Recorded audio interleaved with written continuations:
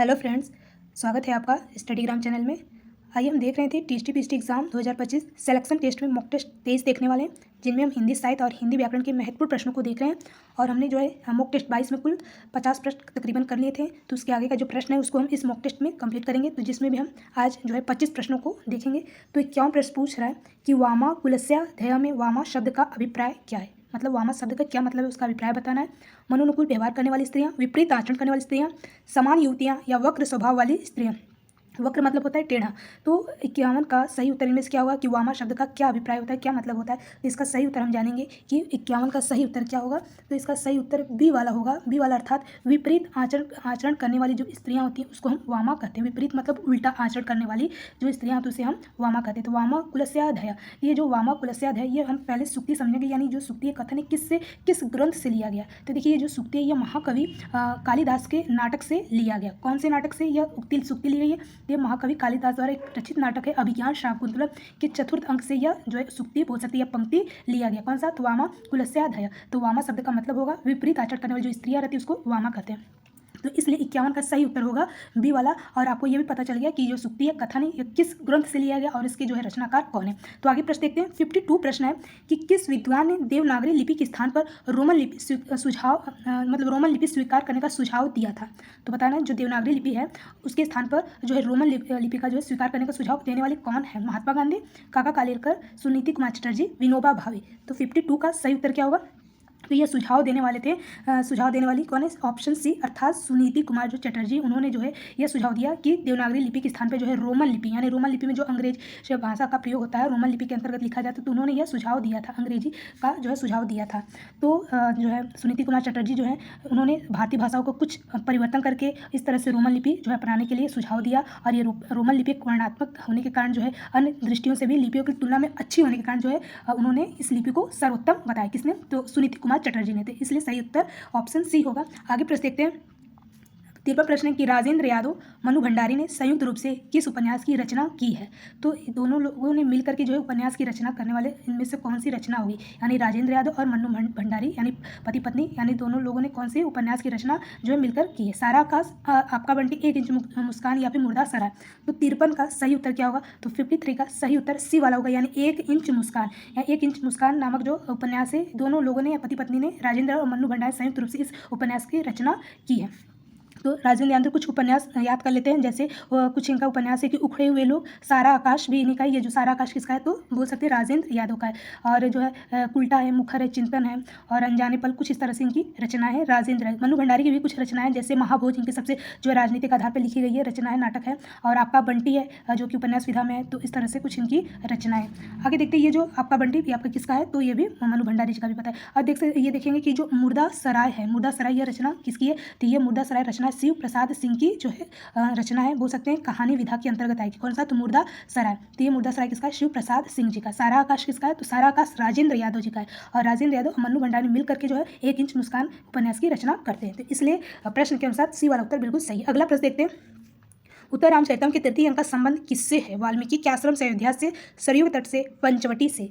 तो 54 का सही उत्तर क्या होगा? तो 54 का सही उत्तर बोल सकते उत्तर रामचरितम तृतीय अंक किससे संबंधित है? तो पंचवटी से। किससे संबंधित है तृतीय अंक? तो पंचवटी से है। और ये उत्तर रामचरितम 54 का सही उत्तर डी वाला होगा। और ये उत्तर रामचरितम लिखने वाला मतलब लिखने वाले जो ग्रंथकार कौन है? तो लिखने वाले उत्तर रामचरितम कौन है? भवभूति जी द्वारा यह रचना प्रणीत की, यानी भवभूति जी ने जो उत्तर रामचरितम के लिखा है। तो इसके तृतीय अंक में जो है पंचवटी से यह संबंधित है। प्रथम अंक का जो संबंध पूछा जाए कि प्रथम अंक जो है उत्तरांचल उसका संबंध किससे? तो अयोध्या से। और द्वितीय अंक किसका? द्वितीय अंक जो किससे संबंधित रखता है? तो दंड का रण से। और तृतीय जो है पंचवटी से संबंध रखता है। और चतुर्थ और पंचम और जो छठवां अंक है ये वाल्मीकि के आश्रम से संबंध रखता है। तो इस तरह से बोल सकते हैं कि उत्तरांचल में कुल अंक कितने हुए? तो कुल 7 अंक हैं, जो कि चौथा, पांचवा और छठवां ये तीनों अंक जो है किससे संबंधित? तो वाल्मीकि जी के आश्रम से संबंधित है। तो ऐसे जो है प्रश्नों को पूछा जा सकता है। तो इस तरह के प्रश्नों को अभ्यास करना बहुत ही जरूरी है। तो सही उत्तर प्रश्न के अनुसार 54 का डी वाला ऑप्शन बिल्कुल सही है, यानी जो तृतीय अंक का संबंध किससे है? तो पंचवटी से। अगला प्रश्न देखते हैं। 55 प्रश्न है कि सूची 1 का सूची 2 से, यानी मैच दी कॉलम करना है। तो इसका ऑप्शन हम पीछे देखेंगे।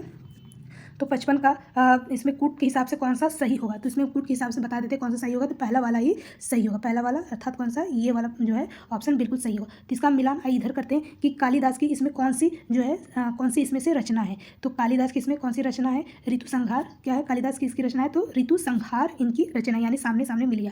भवभूति भी बताया गया। उत्तराम चरितम जिसमें कुल 7 बोल सकते हैं अंक हैं, कुल 7 अंक हैं। दंडी जी का कौन सी रचना है, तो कादम्बरी है। दंडी जी का कौन सी रचना है, तो कादम्बरी है। और बाण भट्ट जी की कौन सी रचना है, तो बाण भट्ट जी की दंडी जी का कादम्बरी, बाण भट्ट का जो है बोल सकते हैं 10 कुमार चरितम है। बाण भट्ट की रचना 10 कुमार चरितम, श्रीहर्ष का नैषधीय चरितम। तो इस हिसाब से ये वाला ऑप्शन बिल्कुल सही होगा। अगला प्रश्न देखते हैं। 56 प्रश्न पूछा है कि भारतीय भाषा परिषद कोलकाता द्वारा प्रकाशित पत्रिका है। तो ये प्रकाशित पत्रिका किस तरह से, कौन सी पत्रिका पूछा है कि भारतीय भाषा परिषद एक कोलकाता द्वारा कौन सी पत्रिका जो है प्रकाशित की गई, वसुमती, आकार, बहुवचन या फिर वागर्त। तो कोलकाता द्वारा कौन सी पत्रिका का जो प्रकाशन किया गया भारतीय भाषा परिषद के रूप में, तो 56 का 56 का सही उत्तर क्या होगा, तो डी वाला बिल्कुल सही होगा, यानी वागर्त जो है कोलकाता द्वारा ये पत्रिका प्रकाशित की गई। और ये पूछ सकता है कि जो भारतीय भाषा परिषद वागर्थ जो है इसके संपादक कौन है, इस पत्रिका के वागर्थ के, तो इसके जो संपादक के नाम जानिएगा, रविंद्र कालिया जी हैं, रविंद्र कालिया। और इसके अलावा एक और बोल सकते हैं लेखिका है ममता कालिया, द्वारा जो है वागर्थ पत्रिका का जो है संपादक के रूप में कार्य करते हैं। तो 2 लोगों का नाम याद रखिएगा, रविंद्र कालिया और ममता कालिया जो है मिलकर के जो है इस पत्रिका का संपादक के रूप में कार्यभार संभालते हैं। तो वागर्थ पत्रिका कोलकाता द्वारा प्रकाशित पत्रिका है। तो 56 का सही उत्तर डी। अगला प्रश्न देखते हैं। 57 प्रश्न है 57। निम्न में कौन सा वाक्य शुद्ध है, तो शुद्ध वाक्य पूछ रहा है। राम ने पेट भर मिठाई खाई, राम ने पेट भर की मिठाई खाई, राम ने भरपेट मिठाई, इनमें से सभी जो है वाक्य शुद्ध है। तो इनमें से 57 का 57 का सही उत्तर क्या होगा, तो इसमें देखिए सी वाला ही सही उत्तर है। क्या बोल रहा है कि राम ने भरपेट मिठाई खाई। तो भरपेट क्या है, एक जो है बोल सकते हैं समास कौन सा है, तो अव्ययी भाव समास है। कौन सा समास है, तो अव्ययी भाव समास है भरपेट, जिसमें पहला पद प्रधान हो रहा है। तो भरपेट यही क्या होगा, आपका शुद्ध वाक्य होगा। तो क्योंकि व्याकरण की दृष्टि से भी बिल्कुल सही है और कारक की दृष्टि से भी बिल्कुल सही है, तो इसलिए ऑप्शन सी सही होगा। अगला प्रश्न देखते हैं। 58 प्रश्न है, पूछ रहा है शुद्ध रूप से कौन सा इसमें बोल सकते हैं वर्तनी शुद्ध है। तो हतोत्साहित के बारे में पूछा कौन सा इसमें वर्तनी शुद्ध है 58 का। तो देखिए इसमें 58 का सही उत्तर क्या है, तो 58 का सही उत्तर 58 का बी वाला सही, यानी हतोत्साहित बिल्कुल सही वर्तनी लिखा गया। हतोत्साहित आधा सा रहेगा, फिर स पर आ की मात्रा रहेगा, ह पर छोटी की मात्रा रहेगी। तो हतोत्साहित बी वाला वर्तनी जो है बिल्कुल शुद्ध रूप से लिखा गया। हतोत्साह कोई शब्द ऐसा नहीं होता है, ये बिल्कुल हतोत्साह भी गलत है और हतोत्साह भी, तो ये गलत है। तो बी वाला बिल्कुल सही वर्तनी में लिखा गया। अगला प्रश्न देखते हैं। पूछा योग रूढ़ शब्द कौन सा है। योग रूढ़, इसमें योग रूढ़ मतलब होता है जो किसी के लिए बिल्कुल रूढ़ हो जाए, प्रसिद्ध हो जाए, तो योग रूढ़ कौन सा है। तो योग रूढ़ इसमें कौन सा है, 59 का सही उत्तर क्या होगा, तो 59 का सही उत्तर बी वाला है। बी वाला मतलब क्या है, दशानन। योग रूढ़ अभी बताया गया कि जो किसी के लिए बिल्कुल प्रसिद्ध हो जाए, प्रसिद्धि मिल जाए, तो उसे हम योग रूढ़ के अंतर्गत डालेंगे। तो देखिए 3 प्रकार के होते हैं रचना के आधार पर, कौन कौन से, तो एक रूढ़ होते हैं, योग रूढ़ होते हैं और यौगिक होते हैं। तो यौगिक जो होता है वो 2 शब्दों से मिलकर के बनते हैं जो जुड़ जाते हैं आपस में, यौगिक। और रूढ़ क्या होते हैं, जो बिल्कुल अलग अलग होते हैं, मतलब उसका अर्थ बिल्कुल नहीं निकलता है, वो ये रूढ़ होता है। और योग रूढ़ जिनमें क्या होता है कि किसी के लिए हम प्रसिद्ध मान लिए जाते हैं, तो योग रूढ़। जैसे बहुब्रीहि समास हो उसको हम बोल सकते हैं योग रूढ़ होता है, यानी कि कोई तीसरा पद प्रधान होता है। तो दशानन अगर इसका हम अर्थ निकालेंगे तो 10 है आनंद, अर्थात 10 मुखों वाला कौन होता है, तो 10 मुखों वाला कोई एक ही व्यक्ति होगा, कोई एक ही जो है प्रसिद्ध उसके लिए जाना जाए, रूढ़ हो जाए, तो कौन है, रावण है। तो इसलिए दशानन शब्द कैसा है, एक योग रूढ़ शब्द है। तो 59 का सही उत्तर बी वाला है। अगला प्रश्न देखिए। 60 प्रश्न है कि प्लवक शब्द का अर्थ बताना है कि प्लवक शब्द का क्या अर्थ होता है। बंदर, पक्षी, मेढक, पानी। तो प्लवक शब्द क्या होता है, एक नया शब्द है, यूनिक शब्द है, तो इसका अर्थ भी जानते रहिए। तो 60 का सही उत्तर क्या है, तो 60 का सही उत्तर होता है ए वाला, अर्थात बंदर। प्लवक शब्द का क्या अर्थ होता है, बंदर। अब बंदर को भी आप जानते रहिए, उसको हम क्या बोल सकते हैं, प्लवक। अगर आप किसी को प्लवक कहेंगे तो व्यक्ति नहीं समझ पाएगा, वो जान नहीं पाएगा प्लवक क्या मतलब, बंदर समझ जाएगा लेकिन प्लवक नहीं समझ पाएगा। तो इस तरह से जो है प्लवक शब्द को हम बंदर पर्याय के समानार्थी का शब्द बोल सकते हैं। तो ये वाला उत्तर बिल्कुल सही है, यानी बंदर का पर्यायवाची है प्लवक शब्द। और इस तरह से जो है इसमें ये वाला सही। आगे देखते हैं। 61 प्रश्न है कि मुनि शब्द का बताना है षष्ठी विभक्ति एक वचन रूप, यानी शब्द रूप के बारे में बताना है कि मुनि शब्द का जो षष्ठी विभक्ति उसका एक वचन रूप क्या होता है। तो टीटी में जो है संस्कृत व्याकरण के प्रश्नों को पूछा जाता है, और जो है शब्द रूप, धातु रूप, ऐसे प्रश्न हमेशा पूछे जाते हैं। तो इस तरह के कुछ आपको रूप याद करने होंगे, आपको जानने होंगे। तो 61 का सही उत्तर हम जानेंगे क्या है, बी वाला बिल्कुल सही, यानी मुनि शब्द का जो षष्ठी विभक्ति का पहला एक वचन रूप हो क्या होता है, मुने होता है। क्या होगा, मुने। तो ये बोल सकते हैं षष्ठी विभक्ति का एक वचन रूप है। आगे देखते हैं 62 प्रश्न है कि मरम वचन जब सीता बोला पंक्ति का प्रयोग हुआ है। मरम वचन जब सीता बोला तो इसमें किस पंक्ति का प्रयोग हुआ है? कर्तृवाचक, कर्मवाचक, भाववाचक। वाच्य क्या होता है? बोलने का विषय, यानी किस प्रकार के बोलने के विषय में प्रयोग हो रहा है। इस पंक्ति में कौन सा जो है विषय प्रयोग हो रहा है? कर्म का, कर्ती का, भाव का, यानी कर्म के बारे में बोला जा रहा है कि कर्ता कर्ती के या भाव के अनुसार बोला जा रहा है। तो क्या बोल रहा है कि मरम वचन जब सीता बोला, तो इस पंक्ति में कौन से वाच्य का प्रयोग हो रहा है? तो 62 का सही उत्तर क्या होगा? तो डी वाला बिल्कुल सही होगा, यानी भाववाचक। इसमें भाव की प्रधानता के बारे में बात हो रही है कि मरम वचन जब सीता बोला तो इसमें भाव का जो है प्रयोग हो रहा है। तो 62 का सही उत्तर डी है। और ये जो पंक्ति है यानी मरम वचन जब सीता बोला, ये जो पंक्ति है ये बोल सकते हैं रामचरितमानस के अवधि भाषा के अंतर्गत बोला गया, अवधि बोली में बोला गया। और इसमें जो है सीता चूंकि स्त्रीलिंग है तो साथ साथ इसमें जो है क्रिया का असंगत, यानी कि सीता तो बोली होना चाहिए लेकिन यहाँ क्रिया का जो रूप है वो बिल्कुल असंगत, यानी असंगत रूप नहीं दिया गया। तो असंगत के बारे में बात हो रही है। तो क्रिया की प्रधानता के कारण इसमें लिंग का कोई मायने नहीं रहता है, क्योंकि ये अवधि भाषा में जो है, अवधि भाषा नहीं बोल सकते, अवधि बोली में जो है इस तरह से क्रियाओं का प्रयोग हो सकता है। तो इसलिए यहाँ पर भाववाचक का प्रयोग होगा, न कर्ती का होगा न कि कर्म का होगा। तो सही उत्तर डी वाला होगा, अर्थात भाववाचक का इसमें प्रयोग होगा, क्योंकि इसमें जो है खड़ी बोली को वाक्य बनाकर सीता के साथ स्वीकार कर लिया गया है और बोली के कारण जो है सीता जो है क्रिया के अनुसार एक असंगत के रूप में प्रयोग हो रहा है। तो इसलिए यहाँ पर भाववाचक का ही प्रयोग होगा, यानी भाव की प्रधानता के बारे में बताया जा रहा है। तो सही उत्तर डी है। अगला प्रश्न देखते हैं, स्था धातु का लंग लकार मध्यम पुरुष का बहुवचन रूप क्या होगा? स्था धातु यानी जो बैठने के लिए प्रयोग होता है, बैठने के अर्थ में प्रयोग होता है, तो उसका लंग लकार यानी भूतकाल का पूछ रहा है मध्यम पुरुष बहुवचन रूप क्या होगा? तिष्ठत, अतिष्ठति, अतिष्ठत या फिर अतिष्ठत। तो 63 का सही उत्तर क्या होगा? तो डी वाला उत्तर बिल्कुल सही होगा, अतिष्ठत होगा। तो जब भी हम लंग लकार भूतकाल प्रयोग होता है तो उसमें अ जो है लग जाता है, अ जो है शब्द बोल सकते हैं, अ वर्ड का प्रयोग नहीं लगता है। तो यहाँ पर अतिष्ठत का प्रयोग होगा। पूछ क्या रहा है? मध्यम पुरुष का बहुवचन। तो सही उत्तर 63 का डी वाला उत्तर बिल्कुल सही होगा। आगे देखते हैं 63 हो गया। 64 प्रश्न है कि गौरव शब्द किस तद्धित प्रत्यय के योग से बना है? अब प्रत्यय के कुछ प्रश्न है, तो 64 पूछ रहा है कि जो गौरव शब्द है वो कौन से प्रत्यय के अंतर्गत आएगा? तो तद्धित प्रत्यय। और तद्धित प्रत्यय का प्रयोग कहाँ कहाँ किया जाता है? तो तद्धित प्रत्यय का जो प्रयोग होता है वो संज्ञा, सर्वनाम, विशेषण के अंतर्गत प्रयोग होता है। संज्ञा का, सर्वनाम का, विशेषण का। अकृत प्रत्यय में केवल क्रिया के धातु का ही प्रयोग होता है। तो गौरव शब्द एक तद्धित प्रत्यय है, तो इसके योग से क्या बनेगा? अ बनेगा, आयन बनेगा, एक बनेगा। तो इसमें कौन सा प्रत्यय का प्रयोग हुआ है? तो 64 का सही उत्तर क्या होगा? तो 64 का सही उत्तर ए होगा, यानी गौरव में अ शब्द लगा के जो है तद्धित प्रत्यय के योग से यह मिलकर के बना है। तो इस तरह से अ वाला बिल्कुल सही है, ए वाला। तो आप जानते हैं कि प्रत्यय कितने होते हैं? तो मुख्य रूप से दो ही प्रत्यय होते हैं, कृत प्रत्यय, कृदंत प्रत्यय बोल सकते हैं, और तद्धित प्रत्यय। कृदंत क्रिया के धातुओं से मिलकर बनता है, तद्धित संज्ञा, सर्वनाम, विशेषण के युग से मिलकर के बनता है। अगला प्रश्न देखते हैं 65 की शुद्ध रूप से कौन सा, अभी पिछले प्रश्न में रिपीट हो गया, तो इसमें कौन सा सही है? तो बी वाला सही हो गया। चलिए आगे प्रश्न देखते हैं, देखने कोई मतलब नहीं। आगे है 66 प्रश्न है कि कौन सा इसमें असंगत है, गलत है। तो कौन सा इसमें जो है असंगत दिया गया? अफसोस फारसी है, कैंची तुर्की है, गमला पुर्तगाली, कारतूस अंग्रेजी। तो कौन सा इसमें जो है असंगत दिया गया? तो हम संगत पहले ढूंढेंगे, इसमें असंगत क्या है? तो अफसोस एक फारसी शब्द है, कैंची क्या है? तुर्की है, ठीक है, गमला क्या है? पुर्तगाली। किंतु कारतूस जो है अंग्रेजी शब्द नहीं है, अंग्रेजी शब्द जो है कारतूस ये बिल्कुल अंग्रेजी शब्द नहीं है। तो 56 का सही उत्तर क्या होगा? डी वाला उत्तर बिल्कुल सही होगा। 56 का सही, क्या 56 नहीं है, हाँ 56 का सही उत्तर में क्या होगा? डी वाला ही बिल्कुल सही होगा। 56 का 66 है, 56 नहीं बल्कि 66 का कौन सा उत्तर सही होगा? डी वाला ही बिल्कुल सही होगा। तो आगे प्रश्न देखते हैं, कारतूस जो है बोल सकते हैं अंग्रेजी नहीं है, तो कारतूस कैसा शब्द है? तो बोल सकते हैं कि इसमें कारतूस एक पुर्तगाली के अंतर्गत ही आएगा, पुर्तगाली शब्द है कारतूस।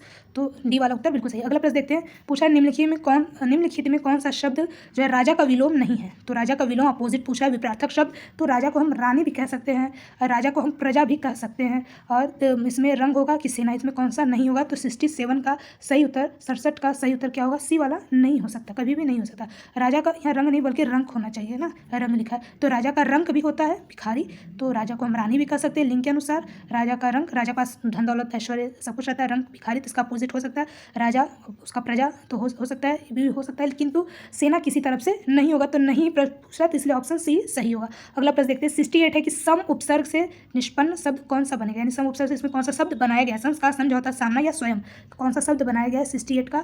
तो 68 का सही उत्तर कौन सा होगा? तो स्वयं तो बिल्कुल नहीं होगा, स्वयं में सम नहीं लगा है, सामना में भी नहीं लगा है सम, समझौता में भी समझौता कोई मूल शब्द नहीं होता, तो इसमें ए वाला ही सही होगा, यानी सम जमा कार बराबर क्या हो जाएगा? संस्कार हो जाएगा। तो यहाँ सम उपसर्ग का प्रयोग हुआ है 68 में, तो सही उत्तर ए है। अगला प्रश्न देखते हैं 69 पूछ रहा है नमः स्वस्ति स्वाहा स्वधा के योग से कौन सी विभक्ति का प्रयोग है? प्रथमा, तृतीया, द्वितीया, चतुर्थी। कौन सा हुआ? 69 का नमः स्वस्ति स्वाहा स्वधा सट योग योगाच। तो इस तरह से इस सूत्र के अनुसार कौन सी विभक्ति के अंतर्गत इसमें प्रयोग होता है? तो 69 का सही उत्तर होगा डी वाला, यानी चतुर्थी विभक्ति के अंतर्गत इसका प्रयोग होता है। नमः के लिए, स्वस्ति के लिए, स्वाहा के लिए और स्वधा के लिए ये जो कौन सी विभक्ति में होता है? चतुर्थी विभक्ति।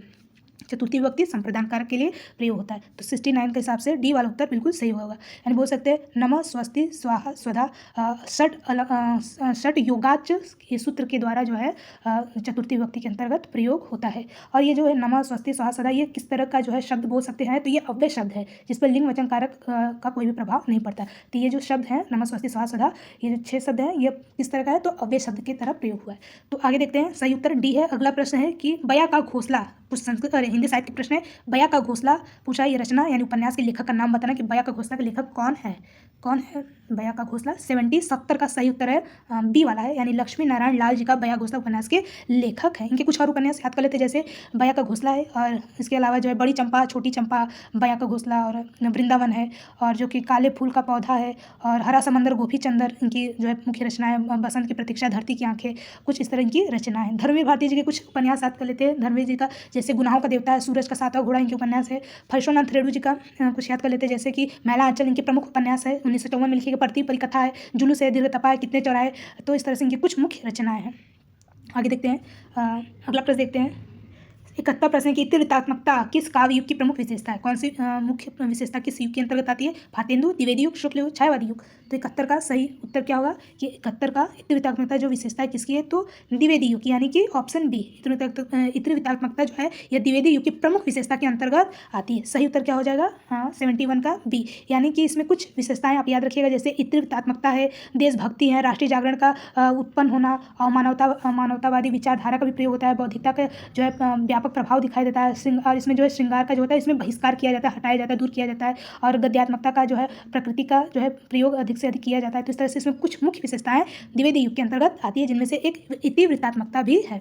आगे देखते हैं 72 प्रश्न है कि कष्टापन शब्द में संधि बताना, कौन सी संधि है? तो कष्टापन शब्द में संधि कौन सा? एक संस्कृत का एक शब्द है, तो इसमें बताना कौन सी संधि है। 72 का सही उत्तर क्या होगा? तो इसका सही उत्तर बी वाला होगा, अर्थात तत्पुरुष समास है। कष्टापन मतलब कष्ट से उत्पन्न, अपन मतलब कष्ट से उत्पन्न होना, तो से शब्दों का, कारक शब्दों का प्रयोग हो रहा है, तो तत्पुरुष समास का इसमें प्रयोग होता है, जिसमें दूसरा जो पद होता है वो क्या होता है? प्रधान होता है, मुख्य होता है। तो कष्टापन यानी कष्ट से उत्पन्न होना, इसका विग्रह करेंगे तो कष्ट से उत्पन्न होना जो है तत्पुरुष समास के अंतर्गत आएगा। तो सही उत्तर क्या होगा? बी वाला होगा। पूछा जाए समास कितने होते हैं? तो कुल 6 होते हैं। आगे देखते हैं 73 है कि पित्राकृति का शुद्ध संधि विच्छेद बताना है कि पित्राकृति का शुद्ध संधि विच्छेद क्या होगा? 73 का सही उत्तर क्या होगा? 73 का सही उत्तर इसमें से सी वाला होगा, यानी पितृ जमा आकृति बराबर क्या होगा? पिताकृति। पितृ जमा आकृति, आकृति आकार बनावट रचना कुछ भी कर सकते, पित मतलब पिता, तो पिता की जो आकार है, बनावट है, रचना है, तो उसे हम पित्राकृति कहेंगे। तो शुद्ध संधि विच्छेद बिल्कुल ऑप्शन सी सही है। अगर पूछा जाए कि संधि कौन सी होगी, तो इसमें पितृ यानी पितृ में अ और री आ जाएगा, और जो है आ जाएगा पित्राकृति। तो इसमें जो है बोल सकते हैं आ आने के कारण जो है क्या होगा? पित्रा बन जाएगा। इसमें दीर्घ संधि का प्रयोग होगा। 73 का सही उत्तर क्या हो जाएगा? सी, और इसमें संधि का प्रयोग हुआ बोल सकते हैं दीर्घ संधि का प्रयोग। आगे देखते हैं 74 है कि कौन सा वाक्य इसमें शुद्ध है? वाक्य शुद्धि के बारे में पूछा है, कौन सा वाक्य इसमें शुद्ध है? तो सीधे हम उत्तर की तरफ चलते हैं। 74 में सही उत्तर देखेंगे कौन सा सही है, तो बी वाला बिल्कुल सही है। मैं आपके सौजन्य पर मुग्ध हूँ। मैं आपकी सौजन्यता पर, ये बिल्कुल गलत शब्द लिखा है, सौजन्य सौजन्य भी गलत है, इसमें तीनों वाक्य शुद्ध नहीं, इसमें बी वाला बस वाक्य ही शुद्ध है कि मैं आपके सौजन्य पर क्या हूँ? मुग्ध हूँ। तो सौजन्य शब्द जो वर्तनी है बिल्कुल सही लिखा भी है, तो इस तरह से इसमें बी वाला बिल्कुल सही है। आगे देखते हैं 74 का सही उत्तर बी है। अगला प्रश्न है 75 छायावाद स्थूल के प्रति सूक्ष्म का विद्रोह है, यह पूछ रहा है कथन किसका है? नंद दुलारे वाजपेयी, महादेव वर्मा, डॉक्टर नागेंद्र, रामविलास शर्मा जी का। तो 75 का सही उत्तर क्या होगा? छायावाद स्थूल के प्रति क्या सूक्ष्म का विद्रोह, यह मानने वाले कौन है? तो साहित्य के अंतर्गत, हिंदी साहित्य के अंतर्गत ये मानने वाले कौन है? तो सही उत्तर चलेंगे कौन सा है? तो सी वाला बिल्कुल सही है। डॉक्टर नागेंद्र जी ने ही कहा है कि छायावाद जो है वो स्थूल के प्रति एक सूक्ष्म का विद्रोह के रूप में मानते हैं, तो मानने वाले हैं डॉक्टर नागेंद्र जी। महादेव वर्मा जी जो है वो छायावाद को क्या मानती हैं? तो उन्होंने जो छायावाद की परिभाषा दी है कि छायावाद जो है प्रकृति के बीच जीवन का उद्गीत रूप माना जाता है, यानी जीवन का एक उद्गीत यानी कि उत्पन्न हुआ एक गीत के रूप में माना जाता है। और उन्होंने जो है छायावाद को एक दर्शन के रूप में मानती हैं, यानी सर्वात्मवाद को एक छायावाद के अंतर्गत मानती है। रामविलास शर्मा जी जो है वो बिल्कुल डॉक्टर नगेंद्र जी की परिभाषा से बिल्कुल विपरीत परिभाषा वो देते हैं कि छायावाद जो होती है वो स्थूल के प्रति जो है सूक्ष्म का विद्रोह नहीं, बल्कि क्या मानते हैं, एक थोथी नैतिकता, रूढ़िवाद, सामंती साम्राज्यवाद बंधनों के प्रति विद्रोह मानते हैं। तो यह जो है थोथी नैतिकता, रूढ़िवाद, ये सब देने वाले कौन है, तो डॉक्टर रामविलास शर्मा जी हैं। तो इस तरह से जो है छायावाद के प्रति लोगों ने अलग अलग जो है अपनी परिभाषाएं दी हैं। तो इस चीज़ को आप जानते रहिएगा। तो सही उत्तर 75 के प्रश्न के अनुसार सी वाला उत्तर बिल्कुल सही है। तो चलिए आज हमने कुल जो है 75 प्रश्नों को देखा और उसके हम व्याख्यात्मक प्रश्नों को भी साथ साथ देखें। तो चलिए अभी के लिए इतना ही, और भी कुछ इसके जो है मॉक टेस्ट हम नेक्स्ट वीडियो में देखेंगे। तब तक के लिए जय हिंद।